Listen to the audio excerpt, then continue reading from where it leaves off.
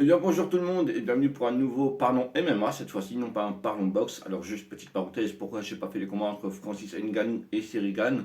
Tout simplement parce que je l'ai vu moi une semaine après, parce que j'étais pas là, j'étais en week-end lors du combat. J'étais dans les montagnes et j'ai pas skié, hein. Je sais pas skier, on va crever l'abcès tout de suite. Enfin bref. Mais du coup, j'ai regardé là le combat qui vient de se terminer un instant entre Israël Adesanya et Robert Whittaker. C'était l'UFC 271, ouais, il me semble. Du coup, c'était pour le titre de Israël Adesanya. Donc, c'était en 5 rounds. Il y avait un combat très intéressant en co-main event. C'était Derek Lewis contre Tai Tuivasa. Et il y avait aussi une combattante que j'adore et que je suis. Et c'était son dernier combat à l'UFC. Peu importe si elle gagne ou qu'elle perdait. C'est Roxane Modafferi que j'ai connu quand on avait fait le TUF, donc The Ultimate Fighter, qui est la télé-réalité là-bas, une espèce de télé-réalité on va dire. Et d'ailleurs la nouvelle saison va bientôt arriver. Et je l'ai suivi depuis tout ce temps. Et c'est une combattante qui est à 25 victoires pour 21 défaites, mais elle combat en jiu-jitsu. Enfin bref, elle combat partout. Et voilà, c'est une bonne meuf. Et puis voilà. Quand je dis une bonne meuf, commencez pas à vous imaginer des choses. Enfin bref. Allez, on est là pour parler du combat entre Israël Adesanya et Robert Whittaker. Alors. Ça s'est passé en 5 rounds, comme je le disais. De toute façon, les combats de championnat se passent en 5 rounds. Alors, round 1. Généralement, c'est toujours un round où on observe un peu son adversaire, mais en UFC, en tout cas en MMA, les rounds durent 5 minutes. Du coup, tu observes ton adversaire, mais déjà dès le premier round, c'est pas comme en boxe où les rounds durent 3 minutes. Tu peux commencer à mettre des coups, à marquer ton adversaire et à marquer des points et tenter des choses. C'est ce que Adesanya a fait. Du coup, j'ai pris mes petites notes sur le portable. C'est ce qu'Adesanya a fait. À un moment donné, il touche Whittaker, il le touche comme ça avec un jab du gauche et ça met Robert Whittaker sur le cul.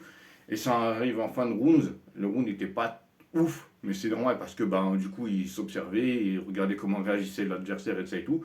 Du coup, ça permet à Adesanya d'empocher le round. Du coup, pour moi, le premier round va à Israël Adesanya. Round numéro 2. Whittaker met au sol Adesanya, il le met au sol. C'est un magnifique takedown. Après, en face, c'est Israël Adesanya. Il se relève très rapidement. Et Whittaker n'a même pas le temps de conclure son mouvement ou de tenter quoi que ce soit.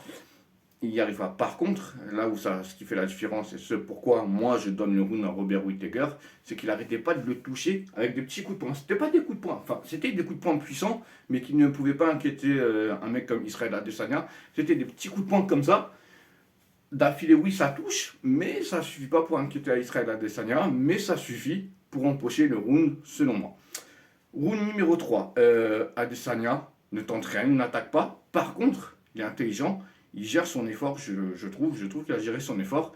C'est que il n'attaque pas, mais dès que Robert Whittaker veut attaquer, tout de suite il esquive et derrière il contre-attaque. Et c'est ce qu'il a fait à chaque fois. Derrière il a contre-attaqué et Robert Whittaker n'a jamais su se défendre face aux contre-attaques de Israël Adesanya. Il y a juste un moment un peu bizarre où il était comme ça et puis du coup Robert Whittaker en a profité pour mettre au sol Israël Adesanya, mais il était déséquilibré sur sa frappe, et du coup, forcément, il l'a mis au sol. Mais, vu que Whittaker n'a quasiment pas touché Israël Adesanya dans le round 3, et qu'Adesanya a touché Whittaker, c'est Israël Adesanya qui remporte le round numéro 3. Round numéro 4.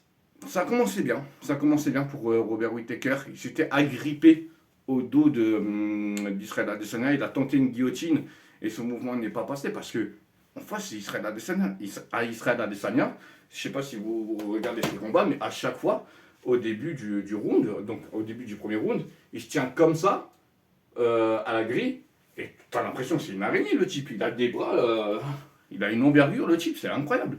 Même ses jambes, c'est incroyable. Il est trop grand pour Robert Whittaker et pour moi, Robert Whittaker n'avait aucune chance en lutte. Voilà. Après 20 ans de boxer Israël Adesanya, tu me diras, je finirai pas cette phrase. Voilà. Du coup, oui, il arrive quand même à la gripper au dos. Il essaye de passer une guillotine, mais il n'arrive pas à conclure son mouvement. Israël Adesanya se défend très très bien. Il arrive à se retourner et pour repousser Robert Whittaker. Donc, pour moi, le round va à Adesanya, puisque ensuite de ce round-là, puisque c'était dès la première minute, hein, il en restait 4 derrière. Adesanya a pris le contrôle de l'octogone. Il a inquiété Robert Whittaker. Whittaker ne tentait plus grand-chose. Et Adesanya a continué à marteler le coup. Et il a fait un superbe round. Donc pour moi, c'est Israël Adesanya qui remporte ce quatrième round. Round numéro 5, Adesanya contrôle. Il contrôle tout. Il laisse pas des Whittaker s'approcher pour tenter de le mettre au sol, parce que c'était une des seules chances pour Whittaker d'empocher le round et potentiellement sur un malentendu gagner le combat. Mais un gros malentendu, ou alors le mettre KO, tu vois, tu le mets au sol, et ensuite tu essaies de le finir quand il est au sol. Et ensuite, il n'y avait plus grand chose à faire pour Robert Whittaker. Adesanya avait pris le contrôle, on le voyait très très bien. Whittaker reculait beaucoup, tandis qu'Adesanya avançait avec confiance. Et c'est ce qui fait que pour moi, Adesanya remporte ce combat-là. Et de toute façon, il a gagné, hein, je vous le dis. Adesanya a gagné par décision unanime et reste champion. Du coup, voilà, deuxième défaite pour Robert Whittaker. Ce qui me faisait très très rire, c'est que lors de la conférence de presse, et je crois qu'il l'avait aussi à la pesée, Adesanya avait un collier, parce que c'est la deuxième fois qu'ils s'affrontent. Hein.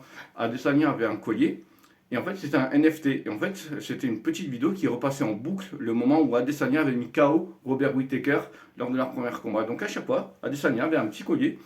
Au milieu, il y avait la vidéo où il mettait KO Whittaker. Le moment où il le mettait KO, ça passait en boucle. Et il se baladait comme ça dans les couloirs, en conférence de presse. Voilà. Ça a fait rire Robert Whittaker. Mais du coup, qu'est-ce qu'on peut espérer pour la suite pour Robert Whittaker? Compliqué hein, pour Robert là. Hein. Là, on va pas se cacher. Hein. C'est compliqué. Hein. Je sais pas. Peut-être un combat face à Vettori, même si entre nous, hein, on va se parler français. Voilà, français, on va y arriver. Je déteste Vettori. Je n'aime pas Vettori. Alors après, s'il gagne qui fait un putain de combat, je dirais ouais, respect Vettori. J'aime pas Vettori. Voilà. Je vous le dis, voilà. Je ne l'aime pas et j'espère que si ce combat-là se fait, que Robert Whittaker gagnera par KO. Voilà. Ou par soumission. Ensuite, qu'est-ce qu'on peut souhaiter pour Israël Adesanya, qui s'ennuie un peu apparemment à l'UFC, d'après ses dires. Moi, Israël Adesanya a perdu contre Jan Blachowicz. Bah moi, j'aimerais la revanche du coup. J'aimerais la revanche. Champion contre champion, revanche. Revanche, à un moment donné, moi j'attends ce combat-là. Depuis qu'il a perdu Israël Adesanya, je me dis ok. Moi je pensais même que le prochain combat après Vettori, puisque Israël Adesanya a battu Vettori, je pensais que le prochain combat d'Israël Adesanya serait Blachowicz en revanche. Mais c'est Robert Whittaker. C'est très bien aussi, hein, même si le combat n'était pas phénoménal, incroyable. C'était un très beau combat. Mais face à Blachowicz, ça aurait pu être mieux. Alors si après Blachowicz aurait lutté pendant 5 rounds, ouais, ça aurait été compliqué aussi, tu vois. Mais pour moi, je pense que c'est une suite logique pour Israël Adesanya. Essayer d'enlever cette défaite, même s'il l'aura toujours dans les stats. Mais essayer de se venger face à Jan Blachowicz. Qu'est-ce qu'on peut aussi espérer pour la suite de Tai Tuivasa, qui a gagné du coup par KO sur Derek Lewis, un magnifique coup de coude sur Derek Lewis.